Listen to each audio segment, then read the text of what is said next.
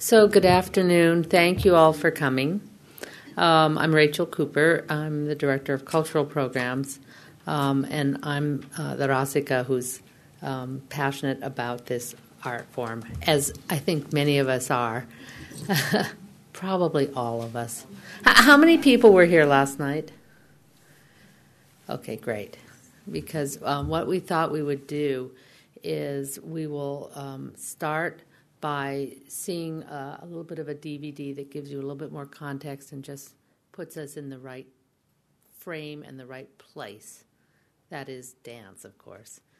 And then start the conversation, and we'll start the conversation with about 20 minutes of some questions that I will have with Swati Bize and Malavika Sarukkai.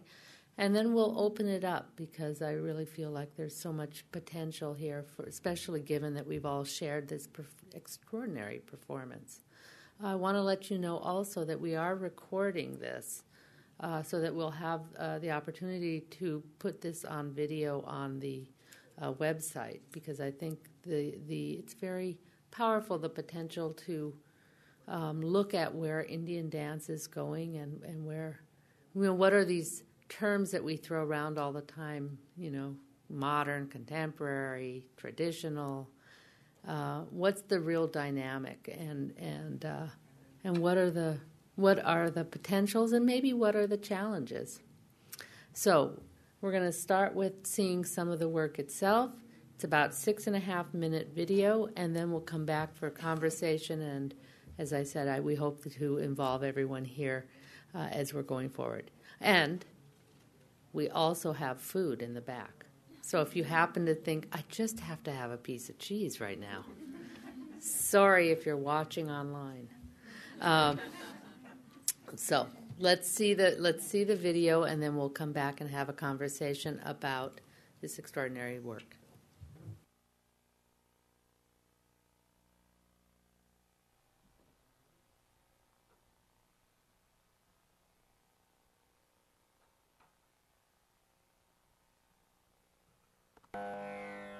I present to you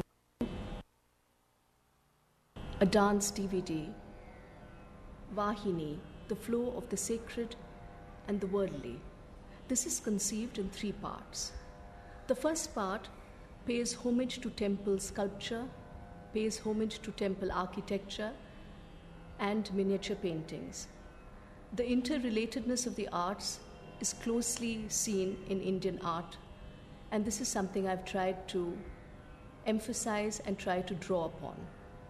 The second part highlights poems of passion and sensuality, working with traditional texts, and also a poem written in English and translated into Tamil. From the surge of desire, overwhelming and consuming, to the wake it leaves behind, sometimes emotions of deceit, pain, anger, and exploitation. The third segment addresses the urgent need we have as people to locate the sacred in our contemporary world, both as viewer and as artist. The music for Vahini is pan-Indian, drawing from some very traditional tunes from South India and also to some more lyrical North Indian melodies. The languages used are Sanskrit, Tamil, Telugu, Hindi, and a contemporary poem translated into Tamil. The first segment has 2 compositions in praise of Shiva and Krishna. The first one is seen against the backdrop of an ancient temple in Devikapuram. This brings out the beauty, the geometry, the precision, the sculptural stances of Bharatanatyam, and also brings together the close association that dance had in temples and temple sculpture has in dance. Over the years, I believe Bharatanatyam has been for me a language of dance rather than a style or a repertoire. And so it is that I try to evoke through this language an immediacy in the now, a present tense, a making of the now in the moment before the view of the audience. And for this I have rediscovered, redefined, recovered, repossessed a tradition which I hold in great value. But it has also made me change the way I look at the body, the way I look at the body in space, in dance, in movement, in abhinaya, the meaning of gesture, the meaning of symbol. Is it just ritualistic or does it have something else? Does it bring to the viewer, does it bring to you a magic, a livingness, a something which exists in the now?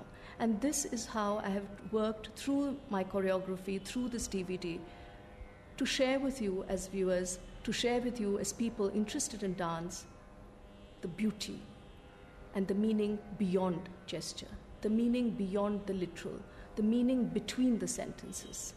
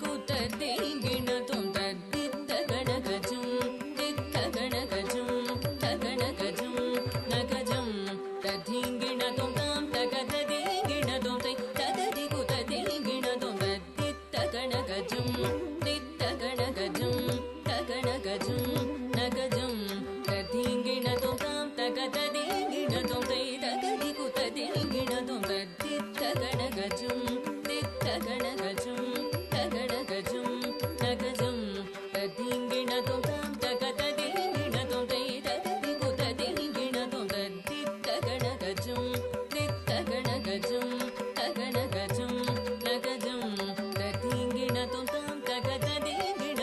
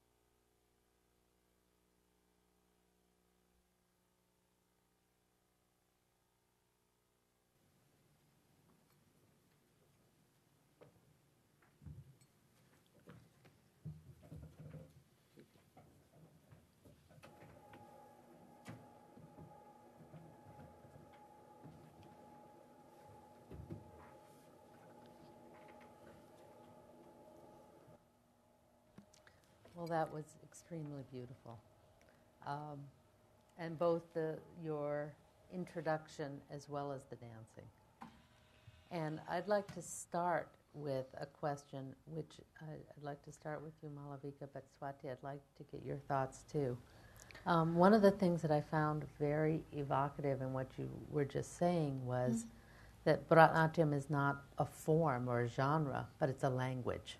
Mm-hmm. And of course, the very notion that of language is that it's dynamic.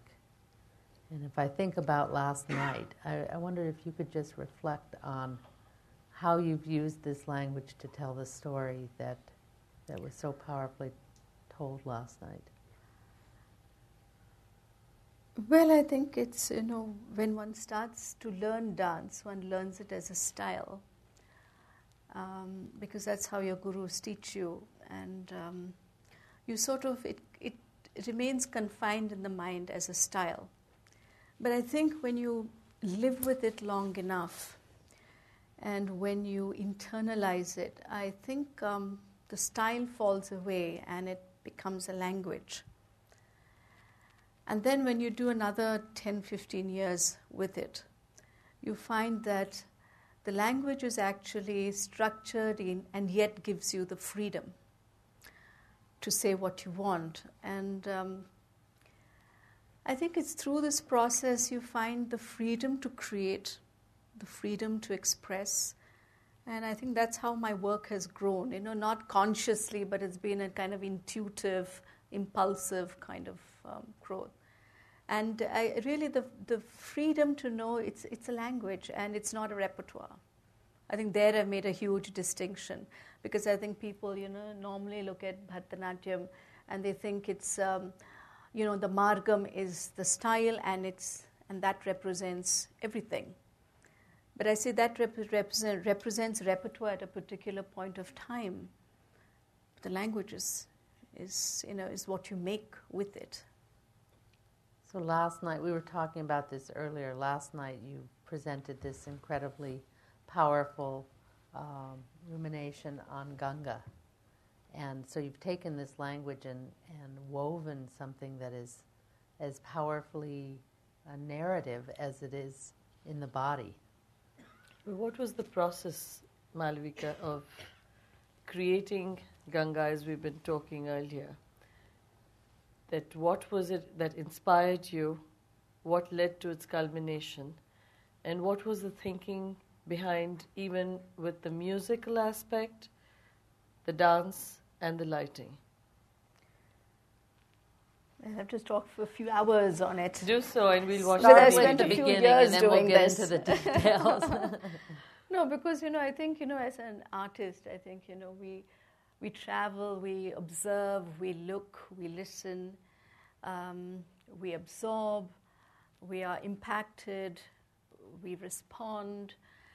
And I think it's my, several trips to Varanasi, it's my several trips to the Himalayas, I mean, just sitting by the Ganga, looking at her flow and hearing the sound of water, and it's it sort of it sort of percolates into you, and then you come back to your dance studio, and there are things which you've seen which inspire you to create. I mean, my central piece yesterday, for those who had come, the one on Varanasi, I mean, that is because I've stood there on the ghats. I have seen the scenes. I have seen death there. I have seen celebration. I've seen the priests worship. And it's like saying, how do I express this? I'm moved by it. And I want to share that moment with my audience.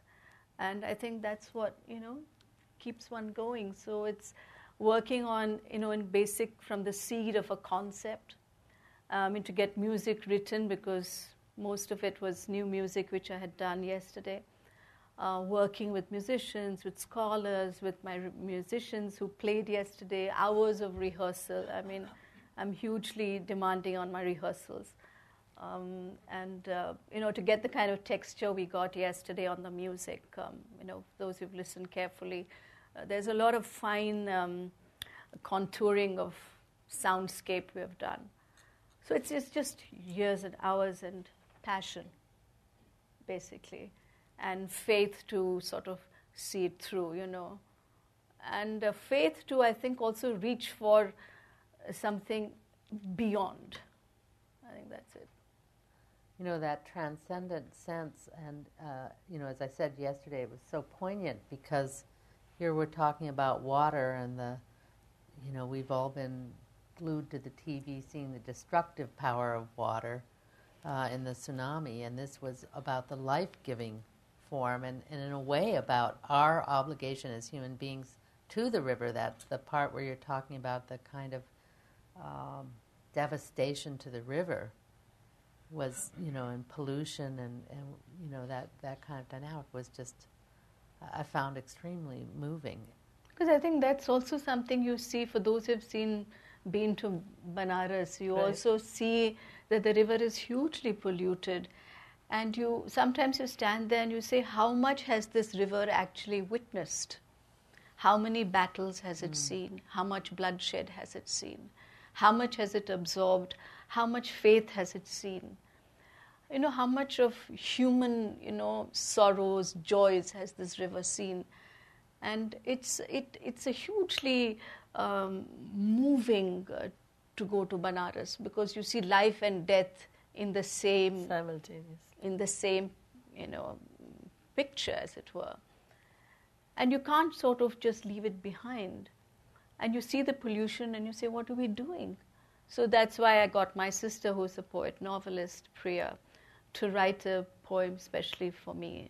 And of course, we got it translated, etc. But, I just felt I couldn't just talk of fertility and Mahakal and deep time without saying, where are we now with the river?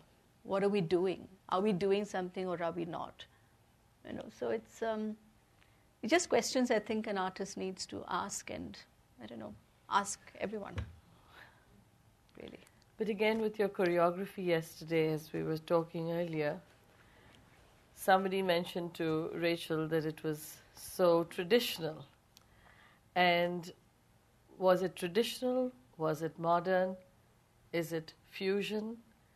How would you perceive it? Because today the word tradition or traditional dance has taken so many different hues. Well, I think that, I'm using a language, a grammar, vocabulary, gesture language, which is classical, which is traditional in that sense. It is there. I work with the sacred as very much a part of all my productions. So I have the sacred, I have the traditional, but my mind is contemporary. And the energy I infuse into a piece is contemporary. The technique I actually, work, the kind of repertoire I learned, and what have I done with it? I've done a whole lot of things with it. And I've almost created my own language of expression. And I think that is a contemporary mind chiseling away at a different, technique and finding its own Expression. Yeah, own expression, and ease with what one wants to say. So I think the mind has a lot to play, and I think I've greatly, evolved a technique for myself, for to speak this way, and I think it's also less decorative, my work.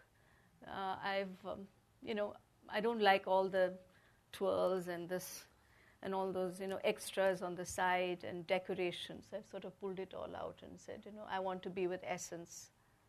So I've worked on a technique which is more working with really essence. It feels very foundational, like you're really grounded, and yet it feels like you are as creative in terms of creating something new as any modern dance or contemporary dancer, because how can you speak if you don't have a language? And, some modern dance, contemporary dance, I feel, has become perhaps lazy, like you don't need the craft. I just, I think that for dance, you need a combination of craft and freedom. I wondered what your thoughts were on that. Yeah, I think you need to have... you need to have mastery over technique before you find creativity. I think your technique has to be, the foundation has to be absolutely, real mastery. And once you've found that mastery, then you find the freedom. But if you try to work before that, I think you could be fairly confused. So I think it's also to do with, how much the mind participates and how alive you are up here when you're working with something, and what are the questions you ask yourself, in the process of creativity. It's difficult to sort of summarize what I've done in the last 40 years. Well, we won't ask you to summarize. I'm just saying 40 years of dancing, so how has it happened? I mean, it's been a huge process. But going back to Swati's question about the process, break it, if you don't mind, break it down for us. Did you have this idea, I want to do a piece, and then how did you build it? Like we know you went to Varanasi, now let's take it from there. Oh, before that I went to Dev Prayag, you see, which was where I saw the Bhagirathi and the Alakananda. And we went there it was one nice cold and crisp morning. My mother, my sister and me, we were just traveling there. And we stood at the Sangam. And when you stand at the Sangam, you have the Bhagirathi, the huge river, and she's sort of broad and muddy, and, she's coming down much more gently. And just at the edge here, you have the Alakananda. She swerves down from the mountains, and she's sensuous, and she's green, and she's deep. And they both sort of come together, and for some time you see the green and the brown. And after that, they mingle and they become the Ganga. And I stood there and, we were not planning to have our dip. Coming from the city and all that, we say, how do we dip in the river? And then you feel rather foolish because you're standing there. There's so many people, and they're all, pilgrims. They all come. We're the tourist pilgrims. We go by car and we have everything very planned. But they're the real pilgrims who anyway go there. And we found all of them, were having a dip. So we said, okay, let's go and have a dip. So all three of us, we have to cling on to the chain because the current is so strong. And we hang on to that and we have a dip, and it's so fresh. And, you come out of that place and the clothes dry with, just the sunshine. And it impacts you. And then I was choreographing the swarams in the piece, That's why the Bhagirathi had the movements which were big and broad and, like that. And the Alakananda was, movements like that because that's how I'd kind of seen her. So I think the first choreography was because I went to Dev Prayag. My Varanasi was Varanasi. And Lament was, the Ganga herself. And then somebody came and gave me this Tansen piece. The moment I heard it, I said, I have to do it, and because again, it challenged me differently, because the punctuation and the music is very, very different, and that demanded, more iconographic kind of choreography, which I was quite excited about. And then the water drops, because, that happened, and I think it's just, one after the other. And the last bit, with the Nada Tarangi and that personally, for me, was a very new chapter, because it was, I didn't choreograph it, I just got my musician to sing it, and I just danced it, and one day it just happened in the studio. So is it different each time? It's different each time, because what the percussion, what they play would, definitely affect the way I dance. For example, in the first piece, I don't know if many of you saw, my percussionist, I think he liked the sound so much in your space. He was like overplaying. He was overplaying it. And I was saying Bhagirathi, and I wanted it to be tranquil because I was looking at the river. And then I did this to him. Right. I said, I need it like this. And he was, he was furiously, thumping away on the mridangam. So it affects us. Did he get that little bit of Abhinaya there? He does. Yeah, he does. So the secret Abhinaya. No, that's why I get my musicians always to be up front, because I need eye contact with them. And yesterday when we were doing the sound balance, they had put them so much further that my singer was like this. And I said, I can't communicate with him. No. There's a lot of communication which goes on. And this necessarily means, nuance. I'll remember that. And this means don't come too close to the mic.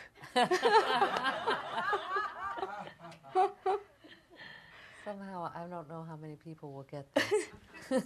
As long as the musicians do. Yes. As long as They they may get just it. think it's money being New York.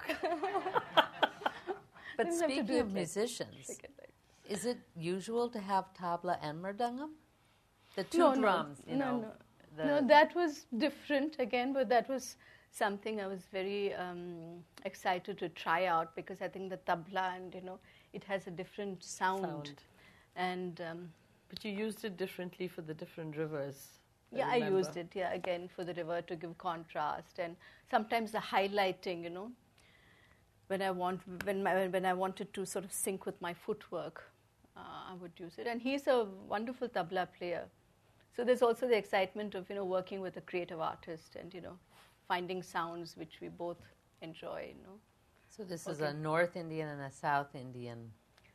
Yeah, and Can we I say think that? it's just using soundscape, Rachel, which is because there is so much nuance to footwork in this Bharatanatyam. So and I think there we get an opportunity to play with that as well, the strong, the medium, soft beats with footwork. So it's nice to. I think, two percussion instruments. I've enjoyed working with them. It was wonderful to have that sense of water, which really did complement the footwork. I think even the detailing of every single drop of water, that was beautifully done. I think, what is, comes through, I think for even before when you say detailing, the hours, because really, to get the hours we have spent to get it to this quality. Yeah. It doesn't happen on the first 5 rehearsals, I can assure you that. It just doesn't happen then. And it's, working, it's like getting it so precise and everyone so much in sync that they can then improvise.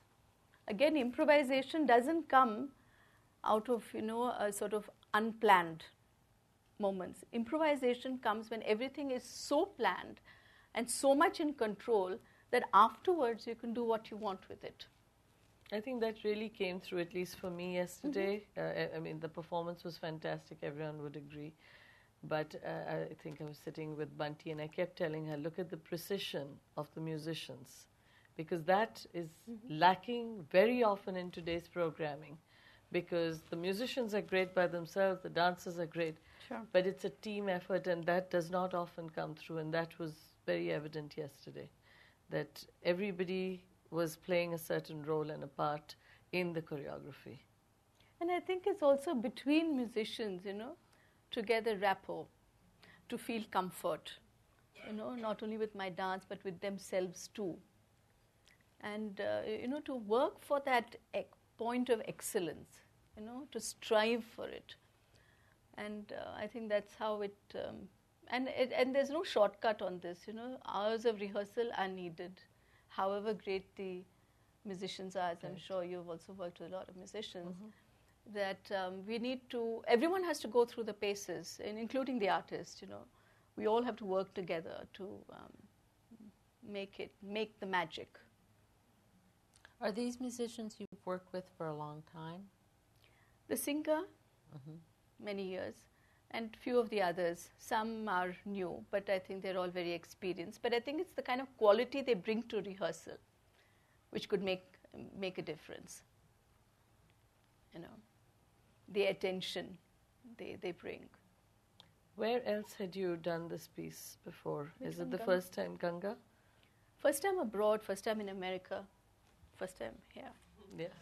We So were I just wanted excited to to share do with it them. because we're doing a whole program on the rivers of Asia and wanted to show that the place to start in some ways was with the arts and those kinds of reflections on rivers because it both gives it a historical grounding and yet can make a commentary about the environment that's absolutely current. And somehow by having both there, it I don't know, it expands at least for me, of course, I come from the arts, so I think the emotional involvement in addition to the intellectual, and which is actually something that I felt about last night, that it had both the emotional and the intellectual. Very much. I think a lot of my work, there is a lot of, in terms of concept, I work with a very strong concept idea, where it's an intuitive feeling when you know that it will, sustain. And then working over it with, poetry and things like that. But it's, it just takes so much to create a production like yesterday. Which takes me into a question that we discussed in 2006 or 7, I forget, that where is dance going? Where is Indian classical dance heading? And where do you see it, not just here, but in India? What is the approach to it? The learning process, we have a lot of students here who dance as well. I think it's changing. I think it's hugely changing. I think the way I learned dance, I don't think many people learn dance like that now. I think the fact that, I could chuck up everything in my life and say I'll only dance, and, to the, what shall I say, the exclusion of everything else. I'm not sure how many dancers will take that option now, because I think nowadays the generation wants many more choices. I think they want to have a lot of things at hand, and perhaps they're able to multitask more, and perhaps they're just used to doing that kind of stuff. But is there a difference in the training today? Yeah, I think it's all changed. With this comes training. I mean, the change in training, because I don't think people have so much time. Neither the teachers who are teaching nor the students who are learning, and they don't know none of these sort of gharanas anymore. Even that has sort of should we say, it's sort of dismantled in a way, and there's so much of cross-training with different people. So what is the style? What is happening to it? I think we have to kind of redefine, classicism, and I think we need, I don't know, it has to be a very different way of looking at the arts, because it certainly has changed. What people are producing now in terms of group work in India, that's a huge thing, that's a big thing. Collaborative work is very big. Mm-hmm. Everyone has to do collaborative work. And that makes the sponsors happy. The sponsors.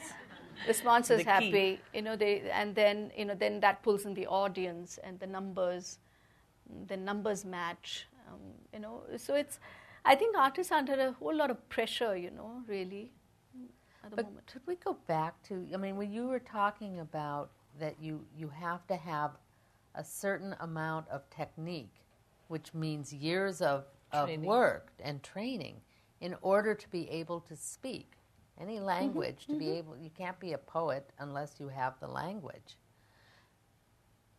Do you feel that there is a compromise that's happening in terms of quality? Plenty. Yeah. Oh, if you could speak to that, because I think this is where people feel very awkward. Yes. Let's put many people on stage. Let's shortcut this. Let's get people up and have an audience as quickly as possible. Mm-hmm. And I don't, and people feel a little awkward saying we're giving up the quality, and yet it's the essential question, isn't it? I don't know if people feel awkward giving up quality. Oh, no, I agree. Do they know they're giving up quality? Oh, yeah, I think it's just put aside quite easily. As long as you get the sponsorship. No, quality is really something, quality, I think, even for an artist, it's quality is something you set for yourself. You're setting the bar. You're saying, okay, I need to do it at this level. Yeah. Because the audience is not asking. Now, I think I had, done a performance yesterday, instead of 90%, if I'd done it at 60%, you might have still liked it. But I wouldn't have been happy. Right. So that the fact that I'm aiming for 90% is my own striving, because I say I can't let art down. I can't let this down. And that I have to ask. So I think, we need artists who have conscience, who say, we can't shortchange the audience. We can't just say, oh, they don't know so much, so it doesn't matter. So we will do just a little bit, and that's okay. I'll still get the claps. And I think we need audiences also who ask questions on quality. I think we need them to, we need to sort of educate them on what is standard, what is, aesthetics. Because in terms of, I find this at least in Chennai and in India, for music, if somebody sings a wrong note, wrong note, like we say apaswaram, we find that the audience will know that the note is wrong. And they will not tolerate that singer on the stage for too long. A little bit, After some time, you can't be on. But if a dancer now in dances, now if we say in Bharatanatyam, now we have to keep this. Now this elbow has to be up here. Now this is aesthetics. This is like good sound. It's good sound. Now if the dancer dances like this, people really don't know. And they will accept this as, so all right, but actually if this is translated into sound, it's noise. It's noise. So we don't, we need to, so the aesthetics is something I think. Malavika, then coming back, how many students do you have and how many are you training? Very easy answer. I know. That's why I wanted to share it. I train one person who's senior, who's done several years of dancing, who wants to be serious. She lives in America. She keeps coming up and down. She trains with me. And then we have these 3-hour sessions, 4-hour sessions, as long as I want to go on. And so she does serious training. Because I had a school, and I had a lot of little kids come, and the moment, the parents put them in, they'll say, so how long will she take to do Arangetram? So the moment they ask me that question, I say, okay, there's a cross mark going out there. You may have to cross everyone if you were teaching in New York. And no, it's, and you see there's a certain interest. Okay, parents want their kids to learn, wonderful, wonderful. They come and they learn, and they spend hours with me, and I went through, really teaching them from the first basic. I took class. I didn't give it to my students. I personally took class. And I spent hours on them, and then later on I find somebody goes to Texas, somebody goes somewhere else, and they all disappeared. And then I said, time is precious, life is precious. I want to spend time with deserving students. And then I said, I don't want to spend time with others. I don't want to. It's a choice. And then I think another point, doing an Arangetram. Frankly, I did a few Arangetrams and swore never to do any more. I said, I'm done with Arangetrams. Again, because, in India, it's a business. Yeah. It's a huge business. All over the world, it's a huge business. Everyone knows what that is? Can you? Arangetram, it's the first time, it's supposed to be the first time when the student actually wears the bells, which is it's a very auspicious moment, shall we say, because the guru, the teacher would give the student the bells and they would wear it and get on the stage for the first time. So it's a very important moment in their life. But it's like a first recital, isn't it? Like the first recital. First recital. The first public recital. It's also a sharing of the teacher and the student, where they're together in it for so many years, in the evolving of the student, and they're together presenting it because, you're sharing this wonderful art. And that the guru feels that the culmination has arrived. And sometimes I think teachers are pressurized by the parents to put the students up quicker. And anyway, as I said, I did a few, and I was very disillusioned, basically, from my point of view. I was just disillusioned because it was so commercial. It was just a business. Everyone wanted more money, and everyone, wanted, felicitations, chief guesting, all that stuff. So I did an Arangetram where we had a card where we did not print the photo of the student because it cost so much money. And now and I just felt it was not worth it. So as I said, one has gone there, looked at it, and I think, I love dance too much to waste my time doing these things. There are enough people doing Arangetrams, so I say, why should I follow? I don't want any Arangetrams.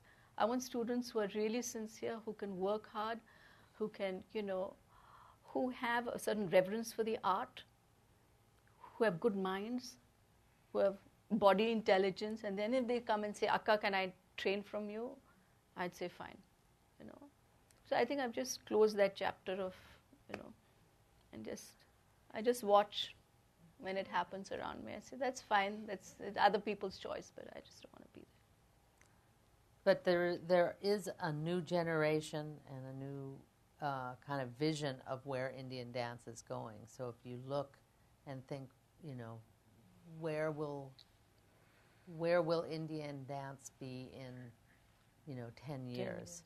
And what are there ways to think about what the parameters are, what's okay and what you think is transgressing? Or is anything go? You know, now I think there is so much happening in every direction that, you know, one has to watch and wait and say what will actually settle, what has lasting effect, and what will just pass over. There is a lot of mediocrity. There is a real lack of standard which is happening. There's a lot of, you know, different kinds of mixes and matches or non-matches or whatever that is happening. But there's so much of just, you know, kind of almost rajasic energy, you know, which is just, you know, energy all over the place that I really don't know where the arts are going. I really myself, sometimes I stop, I talk to my mother and we sit and I say, where is it? And where does, you know, because we need artists who have a very strong, you know, who have faith, who are unflinching, who will say we will not compromise and we will go in this direction. But I think the pressure is so much from the outside, it's very difficult to keep course. Actually, it's very difficult, and I don't know if I can blame the artists, but the system. Everything else is just changing and pushing and pressurizing for change. I mean, it's interesting. You used the word sponsors. But, you know, if we think back, there's the whole notion of patronage, you know, and there's a subtle difference between someone who's a patron, who's a caretaker, who's deeply invested, and the idea of a sponsorship, which does sound pretty commercial and a little bit like, just want to make sure that my name is out there and my logo's there. Yeah. But when you say this, I think we don't have so many patrons. Uh-huh. I think what the world is looking at is sponsorship. Absolutely. And I did hear somebody yesterday, in fact, was very literate in the arts, and I said dance for some reason has the least sponsorship of all the arts, also the most difficult timeline to be actively on stage. So what is the reason? And it was interesting because she commented that Indian dance has never made itself viable and appealing to get large sponsorship, which I was quite shocked. And she said, well, it's not that, you know, it's all-inclusive where there's lots happening. For example, like a Broadway show. So again, we were talking about that needed money and sponsorship to have a lot of technical equipment, which we've talked about. So where do you think that would go if you think that the sponsors did come in? Do you think that Indian dance could be more appealing with commercial value without changing the spirit of the dance? I think, you know, somewhere intrinsically, if one keeps on doing concerts like that, spirit would change. I think, you know, it's like, it's romantic to think that, you know, this will remain absolutely intact and everything else can change around it and that will do. But I think what we, as an answer to this, what I think one needs to do perhaps for Indian dance is to have these big events, have sponsorship, have multimedia, you know, work on this technology, etc., and just see collaborative work. Why not? It could be exciting, it could be fruitful if people have enough time to, if the artists have enough time to work together. So we have some that's how I'm thinking of at least my work, going in that direction. To have some events like that and do some events which are, you know, really for smaller audiences, the way I want to do it. Do some events like I did here at Asia Society, where I present Ganga, and it's just the way I want to do Ganga, and I'm not changing it for anybody. You know what I mean? And I have the Yeah. happiness to be able to say, yes, I can come here and I can present this work. Or what I did for, it was strange actually, what I did for Maximum India at Kennedy Center. I did Shakti Shaktiman, which is what I'm going to do in Bangalore. And it's the same production. And then somebody in the audience said, oh, this is really tailored for a Western audience. And I said, no, not really. It's the same production. I just do it wherever I want to do it. And it's just that it has that, it has that thrust. It has that capacity to, involve. But again, as you said, educating an audience today is really important because they are our future. They are the sponsors. The students of today are going to be the, Sure. And at least I feel, and I think we all do, that there's a huge disconnect because the students are not really spending time learning the arts. They are the audience of tomorrow. They don't really appreciate it. So where is the sponsorship, the way the patronage was in Chennai for the arts? There is no patronage. Here, almost all organizations, we're going pillar to post to convince them. And then they invite you and will probably give you a rug to dance on or say, will you use the local artists? So it's again explaining so much, as you have experienced, that they would invite you and say, well, just use whoever's there in half an hour and just put together the piece. I think it's, people don't really value, they don't really value art. It's like saying they don't value the beauty of it. The transcendence. in a way. Transcendence of it, it's like being able to. So hold on. Before we do that, we're going to ask for microphones because we're Right. recording. So if and I think that's the perfect time to include all of you in the conversation. So if you could just take that and we'll open it up.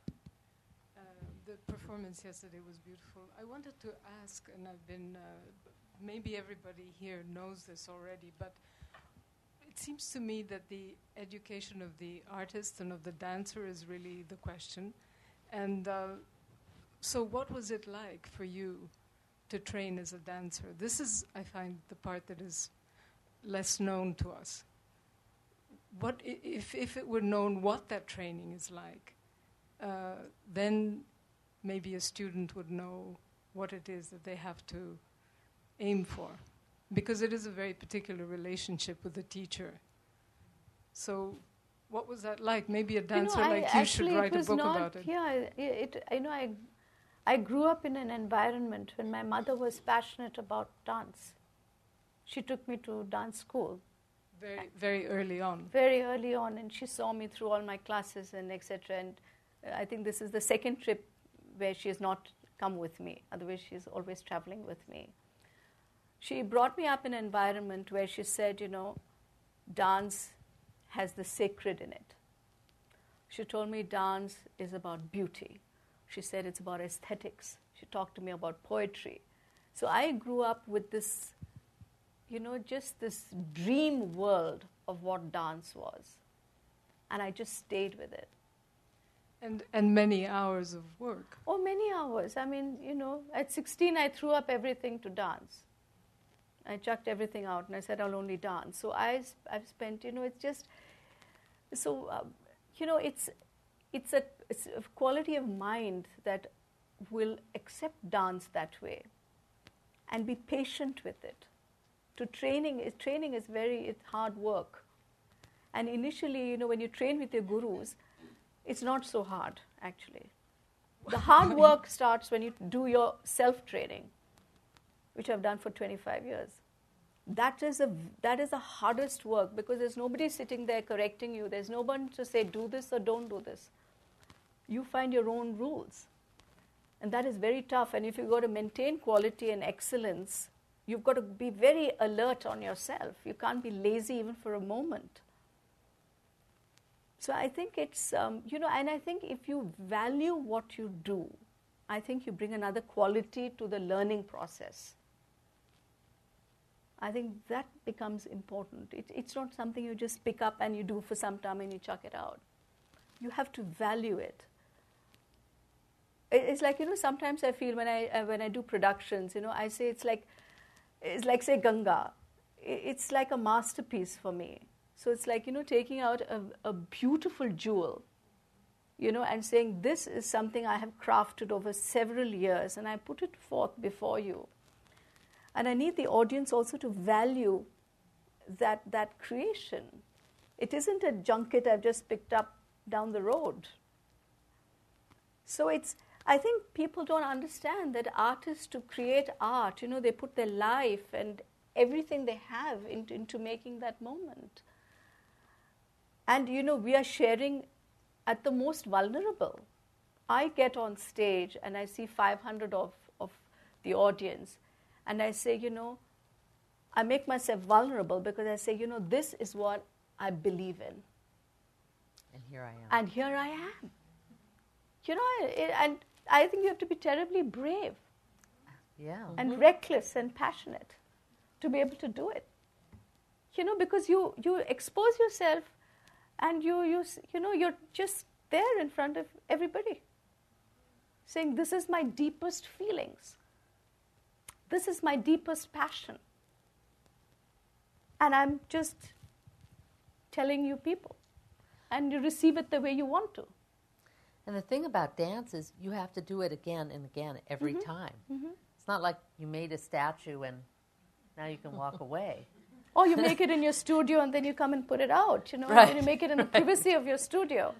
And then you can put it out on display. And, wonderful, it has interpretations. People come and look and watch and walk around. Here it's like you make it every time in and public. your emotions are at play. And it's your complete body. And it's a complete body. And I think that was, again, one of the, a real, very internal journey for myself, was how do you get people to look at the dance and not the body? How do you do that? Because people, they see a woman beautifully dressed, adorned, and then they look at the body. So it's, how do you move their mind away from that and say, look at the dance? Look at the choreography, look at the... Which is actually, it requires a kind of, very austere working on yourself, because you are working with the body. And that's your tool. So you're working with the body, and yet you work at it with so much austerity that you displace the viewing.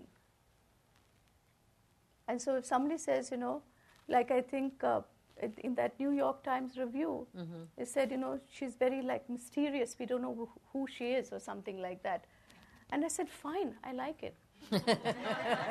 I'm happy because I don't want you to think of me as Malavika Sarukkai. I want you to see the dance. And if that's what happened, wonderful, But that is a very private, as I said, very austere practice to deflect from the dancer to the dance.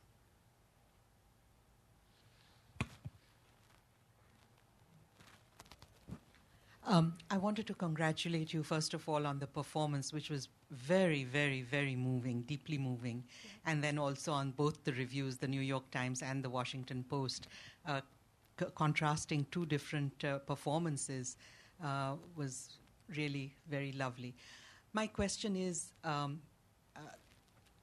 it is both, last night's performance was both using traditional Bharatanatyam techniques and yet something was very different, was very modern, was something individual that you had done. How do you see yourself? Do you, when you are practicing, when you are creating and composing and choreographing, do you videotape yourself? How do you get feedback on how? Because what moved me the most, which I have never seen before in a Bharatanatyam performance, is actually you represented the river. There was a representation of the river. The river came alive in your movements. How does that happen? How do you may have dreamed it up, but how do you see it? How do you visualize it? Do you use? I think over the years, one has, as I said, observed a lot. And normally when we do abhinaya, we're expressional dance, right? We have a lot of gestures which we're using. And to sort of, if I'll try to answer the question. Because normally when we use a gesture, we say this is tree. So it becomes symbolic, like, representation of a tree. What I do with my work is I don't say tree. I say treeness. I don't say river. I say riverness. And in that way, I try to get to the essence of river. What does river mean to me? And then I get my body to speak it. I kind of fall back on body intelligence, intuition, imagination, observation, and say, okay, I want riverness. And then from somewhere I create a movement which is not denoting river, because I'm not interested in denoting river. Because I've done a lot of work on the environment, and that's how I started thinking about it, because trees were my first big love. And then I was going to Brazil to do some programs, and I said, the trees there must do something on trees. And then I had to ask myself, how does a tree feel? Frankly, I can't just say it feels like this. This is tree. What else does it feel? That is exactly the contrast, because when you do it that way, it's different. It's very so you different. say, what does the tree feel? And then it's absorbing or evoking or invoking treeness. So what is it when sap rises in the tree? How does my body feel? What is it when the bark is hard, but the inside is pulsating with life? What is it to feel that one leaf, sometimes I've watched, on a peepal tree, there is a wind, and you'll find just that one leaf moving, because that's the way the leaf is on the peepal tree. The rest of the leaves are quiet, and I see just one leaf. So it's like observing life, distilling, staying with it, and then drawing out from within, as I said, essence. I want to work with essence. So I've done songs on the bird, then I say birdness. What is it to be in flight? so really you go for the Platonic idea of the river. With the essence of the river, I think. But With that. And then to create movement which will evoke that,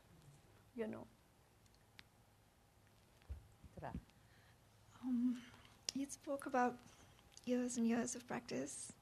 So what I'd like is if you could ransack the memory bank and share with us moments when you realized, for example, now I've got it. Now I know what I'm doing. What was that moment, and what got you to that moment? What was that? Was it during a performance? Was it after many rehearsals? How did you get to the point where, now I've got it. Now I own this. For example, just one quick example. I was doing a piece on Hanuman from the Ramayana. The being. I can't call him a monkey god, Far from that. And many people wondered, why am I doing Hanuman?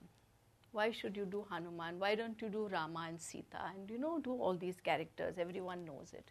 And then I say, no, I want to be Hanuman. Because it's devotion. It's that unconditional devotion which Hanuman has. It's a character I've never done. And anyway, I read the poem from Tulsidas. I was bewitched by that. I had to dance Hanuman. So I was choreographing, movements of, the leaping gait, of the bounding, like this energized being, onto the stage and all the rest of it. And I got all that. And then I was doing the Sahitya and the poem, and I found, okay, fine, I got it. And I'm in rehearsal, my mother is sitting, my musicians are practicing, and we're all trying to get, because each piece has a different tempo, which is unique, which is another thing we all work very hard at, to get that exact tempo which works for the piece. So you're working very hard at it, and I'm feeling like, I'm not there. Something is not hasn't gelled. And I'm putting everything I have, and I can't be more Hanuman. I just can't do it. And then I found, Mathura, I found as I was dancing, I picked up my tail, which I had not done till then.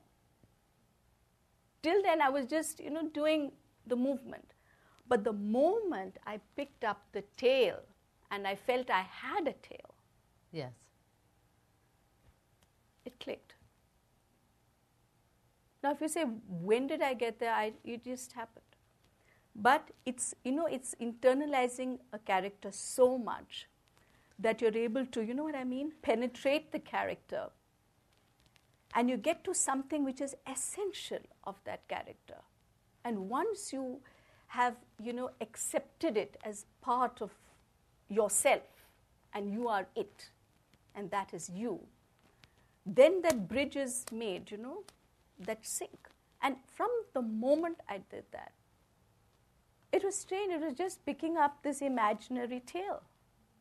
And I would drape it on my hand and walk around. And, I knew I had a tail. And the whole piece was so, it completed itself. So it's strange for non-dancers. I mean, you might think I'm a bit, a little, madly passionate about my work, which I am. But that is so. That is the world of dance. It's very surprising what happens. If you go there. If you go there. How do you know when you've got it? A technique piece? Like a pure dance piece? I think it would be, when I feel that inner humming. When I mean by a humming, I mean like, when a singer sings with the tampura, they merge note. And sometimes when they hit that note, they close their eyes and they're in sync. They're in complete sync. In pure dance, it happens. It could be standing like this, but there are some moments which are in complete sync. Space-time sync. Space-time. And when that space-time sync happens, then, it's there. Then it's happened. So it's like Shruti in dance. Shruti. And for those who don't know, Shruti is? Shruti is, that, what shall I say, the harmony, alignment, shall we say, alignment. So it's like body-mind alignment. Perfect tone and pitch. Yeah, perfect tone and pitch within the body and without. So when you have both in what shall I say, in synchronization, then it's in pure dance. It's complete. So if you're on stage and you don't feel the sync and you want to get the sync, is there something you do? To get the sync? Suppose you don't feel the sync. I think you need a mic. We're recording. Actually, let's come back to this for a second. And if we I have a question and then we'll go to following up Jana. on her. Just a minute. Okay. Sorry. and then we'll get to you, and then we can come back to how to get into sync. And to Sridhar. And to Shrida, yeah. I just wanted to say a couple of things very quickly. When I watched you dance, I just had this tremendous yearning. When you were the young River, I just had such a yearning and, a feeling of joy. And but when you were talking about the purity of the river, we've, as was mentioned, discussed the Himalayas and the water. And grasslands everywhere are so important. Have you ever done anything with grasslands? Not yet. They're so restorative, I've been reading. Not yet. But So I challenge you. poetry, please. Poetry. And no, not only poetry. Now it has to be like I have to go there and stay there and be there for some time. And most certainly, why not? No, why not? I would be quite happy to. I had a follow-up question to the lady in front when you were talking about, being the river and being the tree, because I was privileged to watch you do Timaka. And I have a question, maybe technique-wise. How do you shut off the emotion of being one and then come out to be another? And that was so vividly described. when you were doing the old woman in the ghat, you finished that and then you became the calm river again. So it's a technique, I know, but how do you internalize that and how do you bring it out to absorb the rasa from the audience? Yeah, because I also felt, as a matter of fact, yesterday when I was doing the old woman, I think I did a lot of things I had not done earlier on in my earlier, so sort of telling of her story.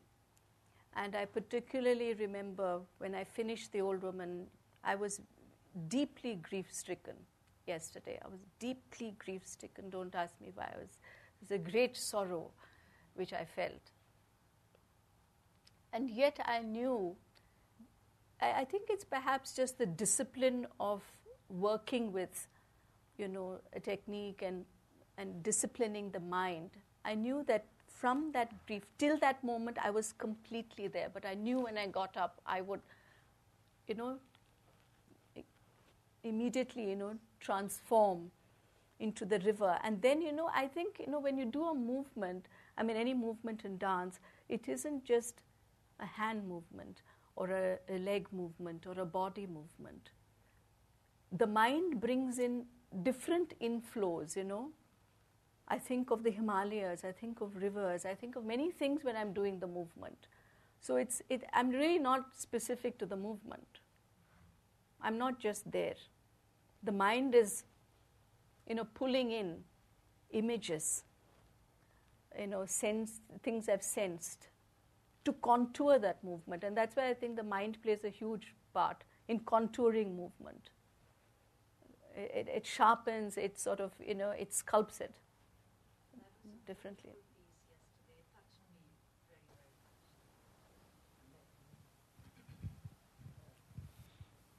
Sridhar. Yeah, I have two questions which I think every conference around the world, decades, we have been discussing about it. Mm-hmm. What is tradition? Where do we draw a line? What is tradition? The second one is a personal question for you. At any point in your life, have you ever thought of, you were frustrated, you said, this is it. I'm not doing this.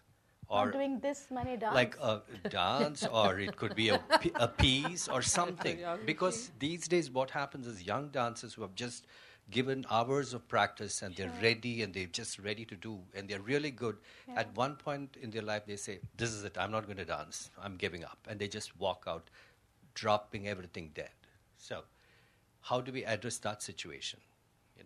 I see. Well, in my case, if I dropped that and walked out, I would actually give up my sanctuary. And I'm not willing to do that. So I don't think that ever happened, because it was such a sanctuary in so many ways, dance was, that... If you rewind your life back to when you were pre-16, so... Oh yeah, that's exactly why it became a sanctuary, because it was so troubled. I was so troubled at that stage in my life that when I walked into dance, it was my world, my sanctuary. No one came there. No one troubled me over there. I did what I wanted to. I danced and I learned and I was with my gurus and it was idyllic.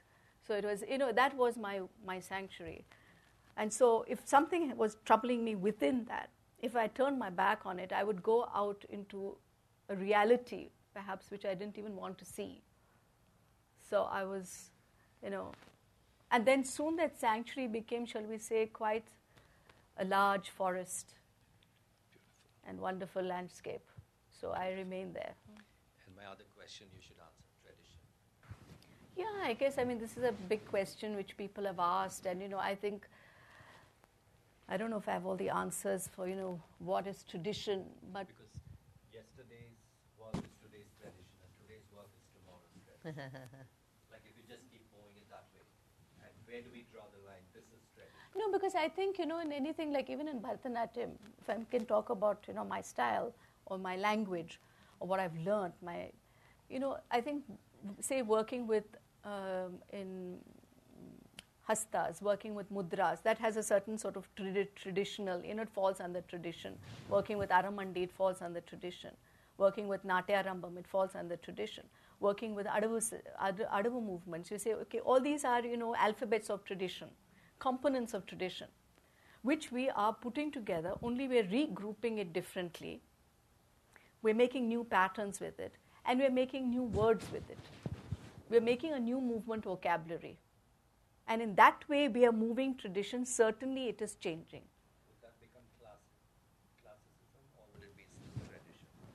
Once with the traditional vocabulary you work to a certain level, would that become classic work or classicism, or go into still be as tradition? No, if I say when somebody does the Margam, for example, think they're doing our repertoire, which we learnt from our gurus, then I think that is what we call traditional repertoire. That we call traditional repertoire because that is what, 200-300 years old. And that is not defined, right? It's changed over a period of That too has Use changed. your mic. Yes. That For is, recording. Yeah, that too has changed. That Yeah. too has changed. And this change is still part of the tradition? So why, I think people like to have, mentally people like to have a framework which they can have a reference point to and say, this is tradition. And frankly, if people keep doing just the Margam, it's a huge comfort zone as far as I'm concerned. And it's very safe territory because you say, I'm doing traditional, and I'm right there. I think one needs much more courage to kind of do the kind of work I did yesterday because I'm really pushing boundaries. I'm asking questions about my language and, finding a new movement vocabulary. And I'm saying what I say, I think what my work has elements of what I call core tradition. Absolutely. Elements of core tradition. If I say to produce rasa, I think for me is very important. Rasa is this aesthetic savoring, like I do something and you are moved. I think that is core to tradition. And that way I think I'm very traditional. So people can't sort of push me out and say, what, now you don't belong to tradition, you're like pariah, you go out someplace. No, excuse me. I belong in that way. It's core because that is my philosophy. I believe in it. Right. I work my whole choreography to make that moment. I work with, my gestures, except that the energy I'm infusing into it and the risks I take with it are different. And I take many more risks than most dancers. That also I see. Yeah. You call the production which you did yesterday was, sort of pushing traditional, still part of the traditional work. Tradition, it's working with, as I said, the classical alphabet, for example. Okay. In that sense, it has elements of tradition. But if you say, my God, if somebody sees Varnam and sees Ganga, they'll say, oh God, what is this? They'll be, it's completely different. But we can say it kind of, you can sort of trace it back to some common ground. The through line is there. Yeah, the through line. But you know what? You can have a Margam which has no rasa. And then we call it, no, tradition. I'm doing tradition. It's very traditional. Yeah. What is Margam? Margam is our repertoire. The Alaripu Jatiswaram. And you say that could have a whole thing of no rasa. Now for me, rasa is core value of what I would, think tradition is. In that way, I'm sort of working with it. Please. Malavika, I've been a big admirer of yours for years, and I had the privilege of watching you last night for the first time. And I think one of the reasons you've always stood out to me was I've always felt that you're a complete artist, in the sense that beyond the dance, there seems to be a tremendous amount of internalization. And I'm not just talking about understanding lyrics and being able to present something, but I'm saying going above and beyond to the word or the mudra or the lyrics or something, and to the entire essence. I mean, the different plays of art forms in your work and just in what you say is so apparent. And I was hoping you could talk a little bit about this internal process where you go you ask those questions about the form and the repertoire and the margam, what is it that made you say, I want to expand this vocabulary? Because even in your talking about Hanuman, and I'm saying as someone who learns, one of the problems with the dance world today is that a lot of imitation, but then that's where it ends. It's so performance driven, and even youngsters these days are chasing the performance, but they lose out on what I feel is the main essence of dance. And spiritually, you're almost like a yogini on dance. I would call you a yogini of dance. Because it's just so apparent in how you speak of dance and just watching you. So I was hoping you could talk a little bit about the internal process of what you do. The internal process.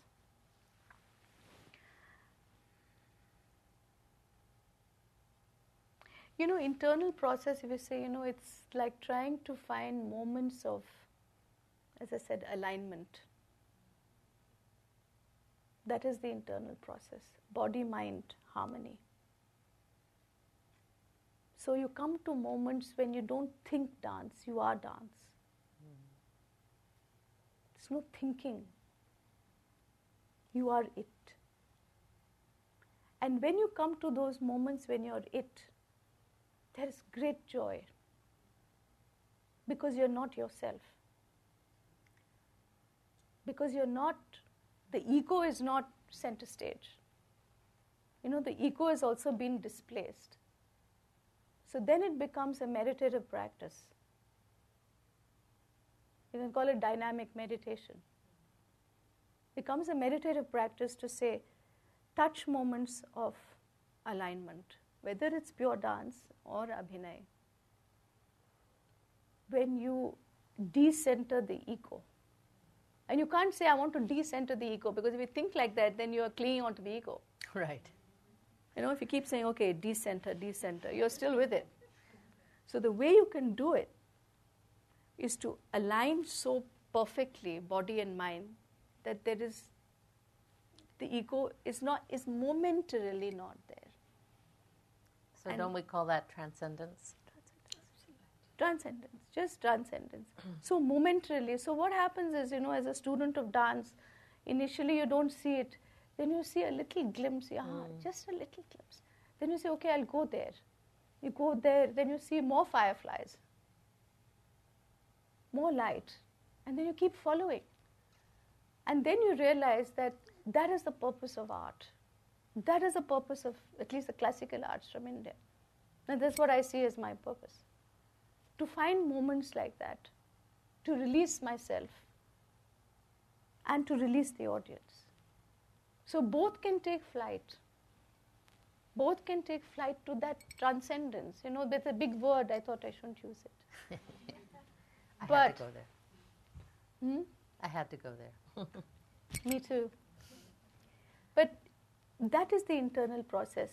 So then you say, how do you come to that state of alignment?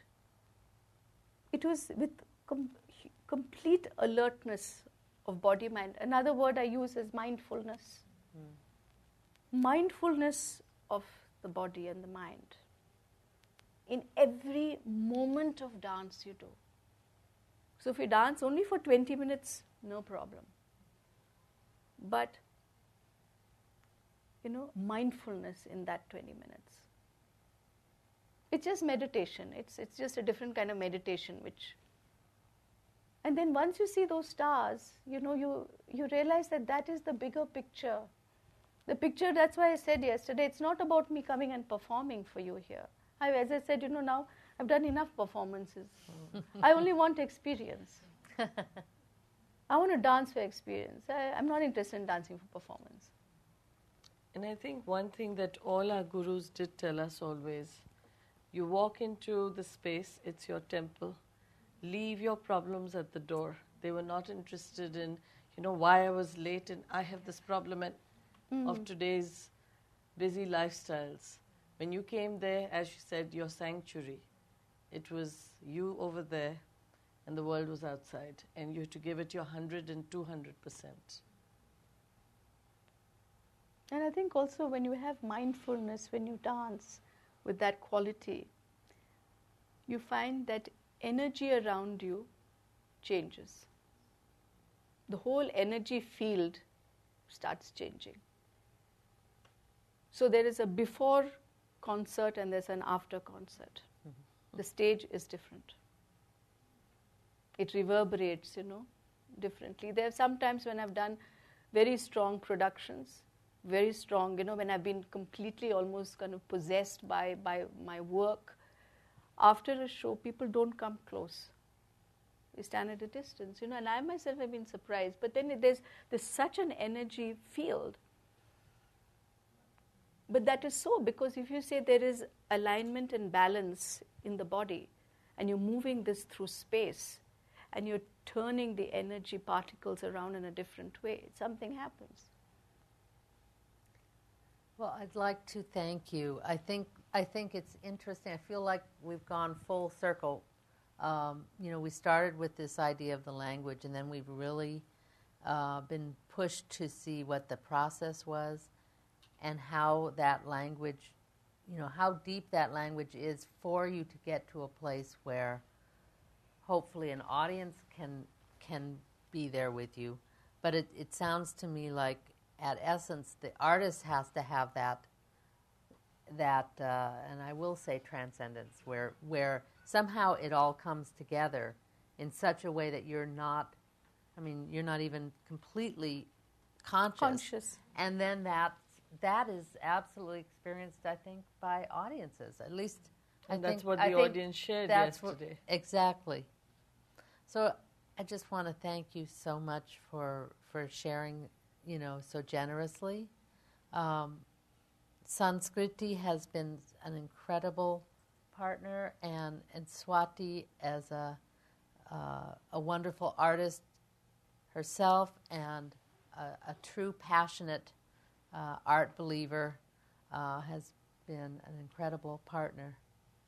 It's been a pleasure. It's been easy.